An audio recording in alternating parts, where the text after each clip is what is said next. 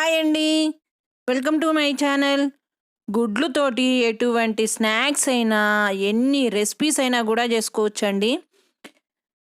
ఈరోజు మనం ఒక స్నాక్ ఐటెం చూద్దాము. దీనికి ఒక బౌల్ తీసుకొని ఒక 3 గుడ్లు పగలగొట్టి వేసుకోండి. దీనిలో ఒక పావు టేబుల్ స్పూను మిరియాల పొడి, మీ రుచికి సరిపడా సాల్ట్, ఒక పావు టేబుల్ స్పూను కారం, ఒక చిటికెడు పసుపు వేసుకోండి. వేసుకొని ఇవి మొత్తం ఒకసారి మిక్స్ చేసేసుకోండి. ఇవన్నీ మిక్స్ అయిన తర్వాత ఇప్పుడు ఒక 3 స్పూన్ల మైదా పిండి, కాచి చల్లార్చిన పాలు 3/4 గ్లాస్ పోసుకోండి.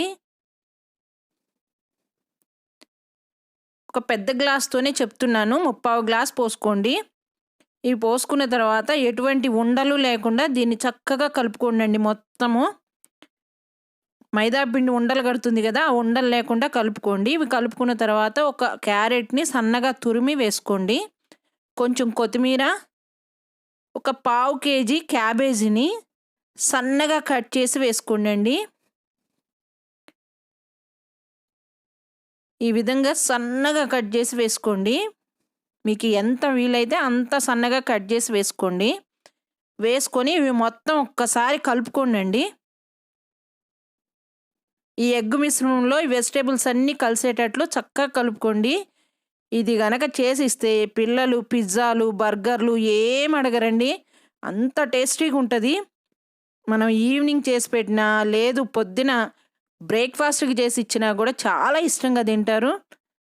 ఇప్పుడు స్టవ్ పైన ఒక బాండీ పెట్టుకొని ఒక 2 స్పూన్ల ఆయిల్ వేసుకోండి. ఈ ఆయిల్ కాగిన తర్వాత మనం కలిపి పెట్టుకున్నాం కదా, అది మొత్తాన్ని వేసేసుకోండి.